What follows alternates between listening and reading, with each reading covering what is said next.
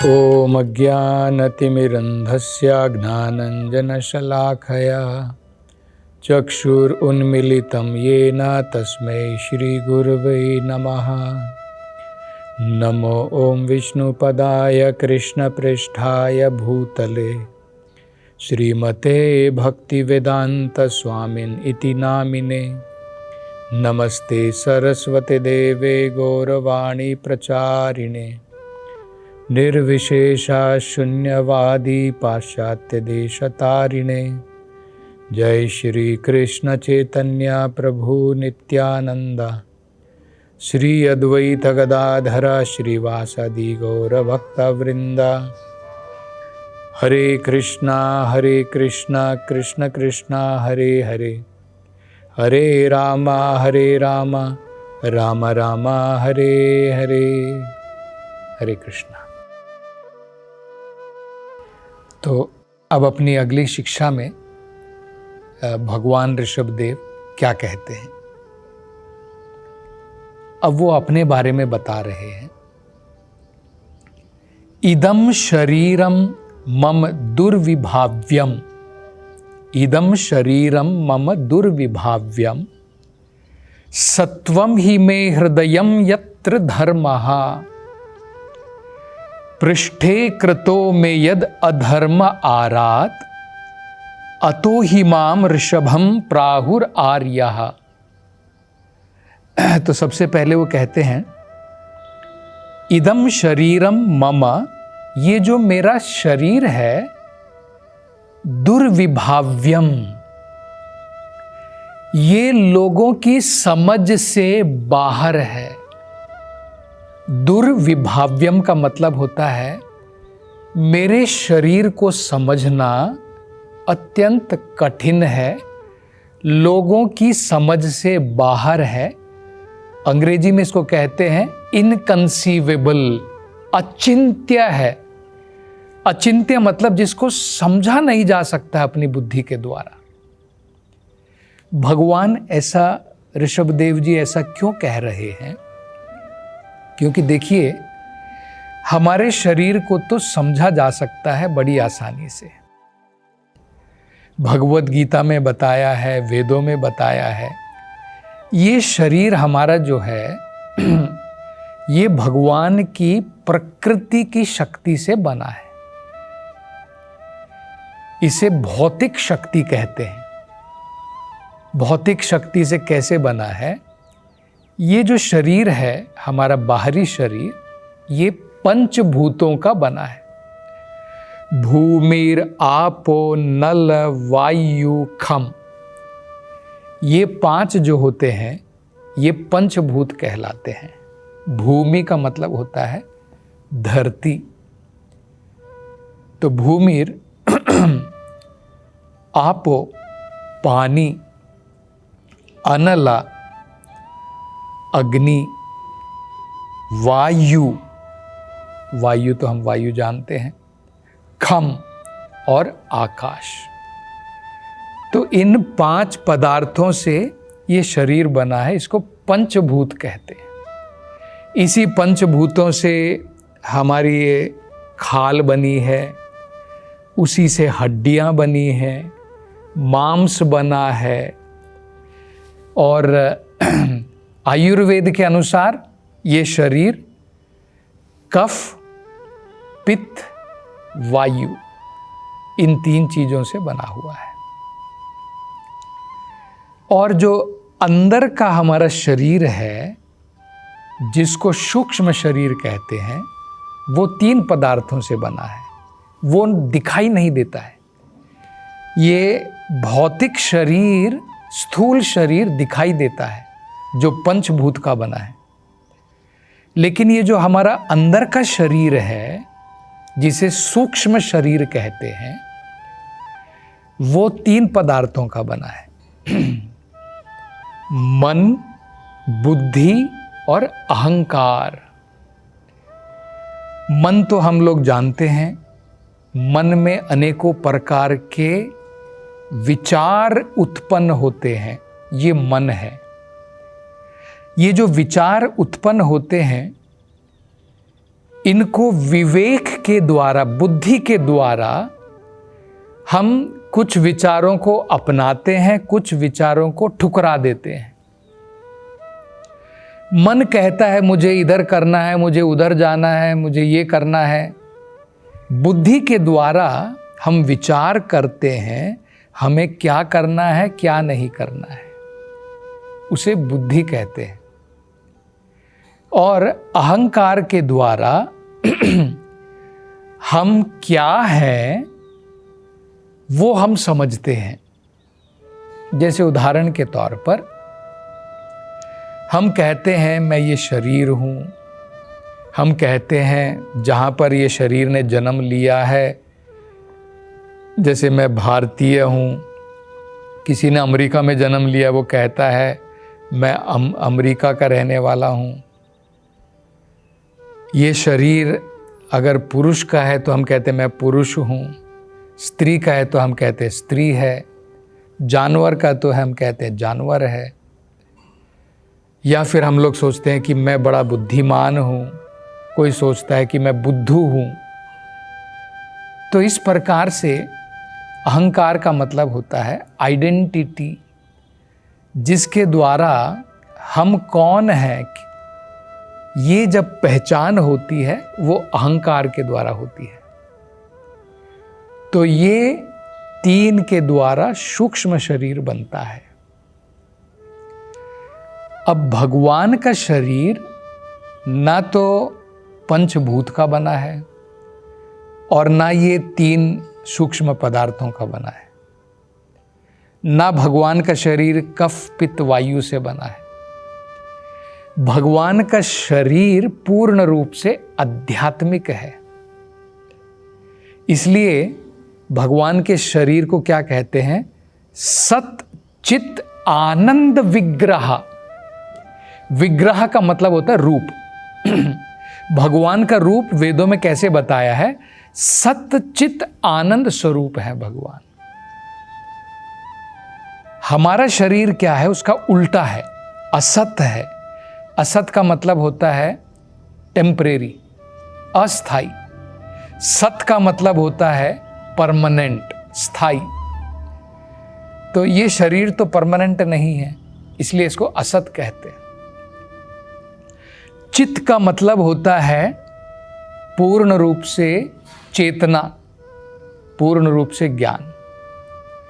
जब तक आत्मा इस शरीर में है तब तक हमारी चेतना है। जब शरीर से आत्मा निकल जाती है, शरीर में कोई चेतना नहीं रह जाती है, अचित्त है।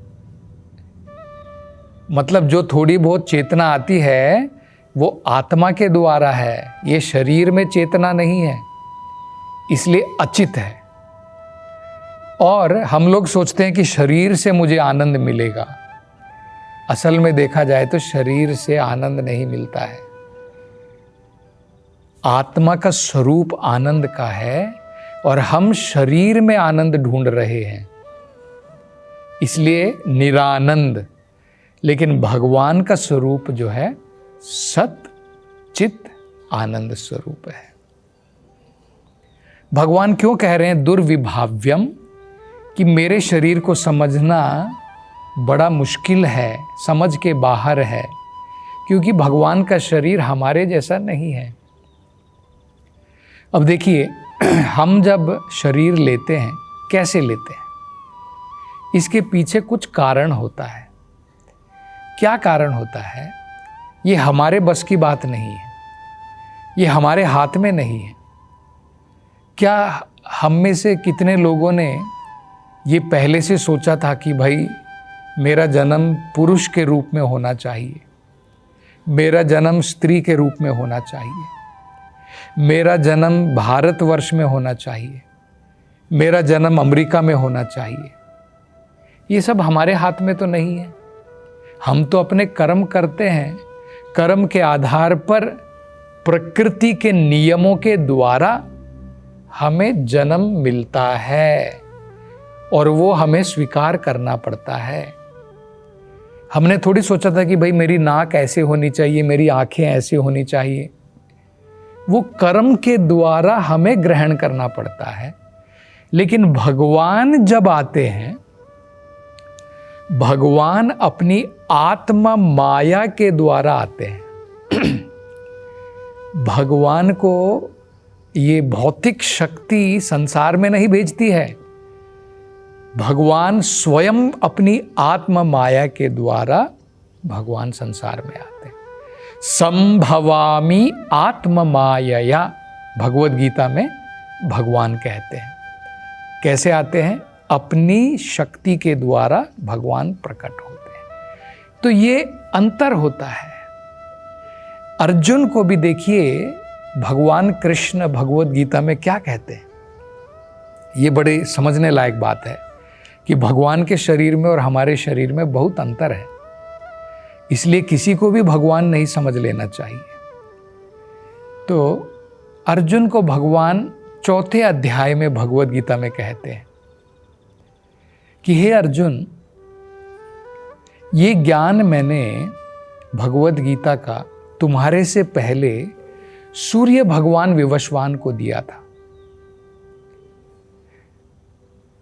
फिर कैसे कहते हैं? विवस्वान मनवे प्राहा, विवस्वान ने बाद में ये ज्ञान मनु को दिया। मनु इक्ष्वाकु विब्रवीत, मनु ने इक्ष्वाकु को दिया। तो अर्जुन को एक संदेह होता है, डाउट आता है, भगवान आप कह रहे हैं कि बहुत हजारों साल पहले आपने ये ज्ञान सूर्य भगवान विवस्वान को दिया। मेरी तो ये समझ के बाहर है। मेरी और आपकी उम्र तो लगभग बराबर है। हम तो एक ही उम्र वाले हैं लगभग। आपको पता है ना, कृष्ण और अर्जुन लगभग एक ही उम्र के हैं, मतलब थोड़े साल का फर्क होगा। लेकिन भगवान तो कह रहे हैं कि अर्जुन, मैंने तो ये ज्ञान हजारों साल पहले विवस्वान को दिया है। तो कहते भगवान, मेरी समझ में नहीं आ रहा, आपने कैसे दे दिया? आपका जन्म तो मेरे साथ हुआ है। तब भगवान जो है अर्जुन को कहते हैं, हे अर्जुन, तुमने बहुत बार जन्म लिया है और मैं भी बहुत बार तुम्हारे साथ में प्रकट हुआ हूं धरती के ऊपर। ये तो आपने सुना है ना, भगवद गीता में भगवान कहते हैं, संभवामि युगे युगे, हर युग में भगवान अवतरित होते हैं। तो भगवान बहुत बार आते हैं।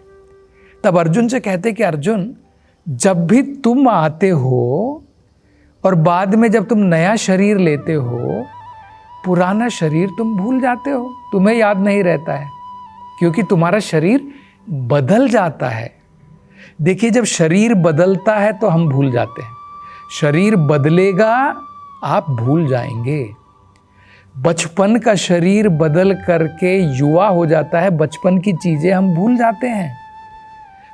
युवा का शरीर जब बूढ़ा हो जाता है, बचपन में हमने क्या क्या किया, किस दिन क्या खाया, लगभग सब भूल जाते हैं।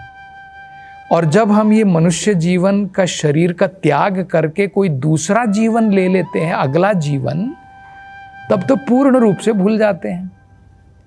तो अर्जुन ने भी बहुत बार जन्म लिया, लेकिन अलग अलग शरीर धारण किए, उसके कारण अर्जुन को तो याद नहीं। लेकिन भगवान अपना शरीर नहीं बदलते हैं, उनका आध्यात्मिक शरीर है। इसलिए भगवान जब भी आते हैं अपने ओरिजिनल स्वरूप में आते हैं, वो बदलता नहीं है। तो इसलिए भगवान यहां पर क्या कह रहे हैं, इदम शरीरम मम दुर्विभाव्यम, ये जो मेरा शरीर है ये तुम्हारी समझ के बाहर है, लोगों की समझ के बाहर है।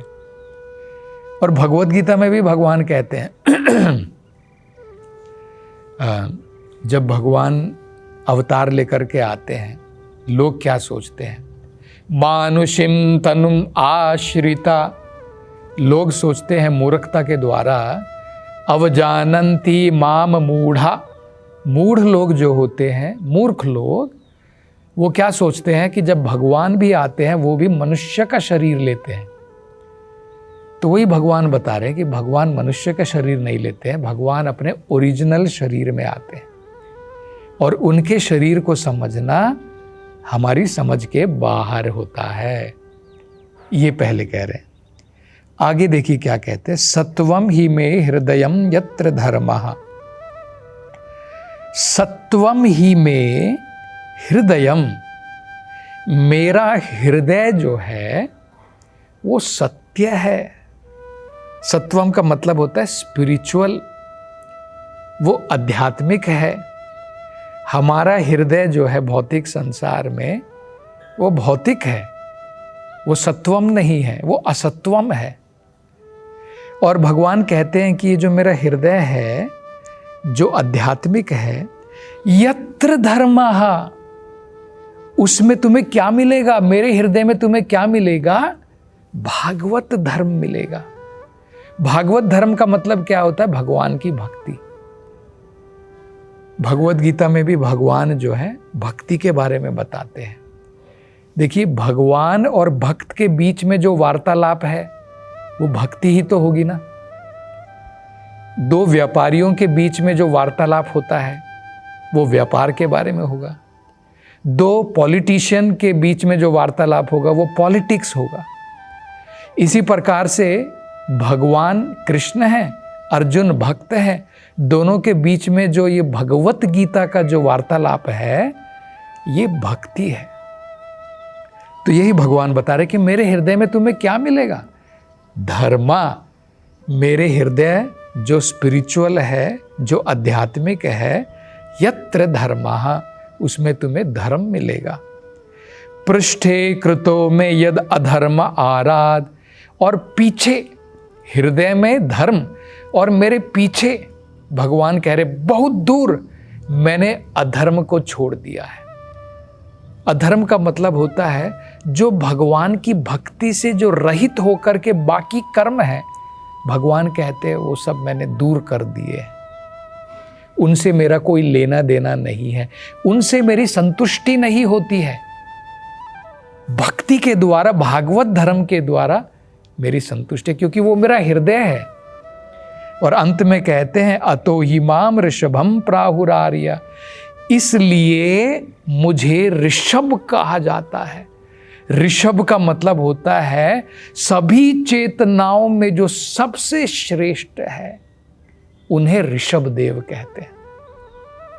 तो और आगे वो क्या शिक्षा देते हैं उसकी चर्चा हम अगली कथा में करेंगे। हरे कृष्णा।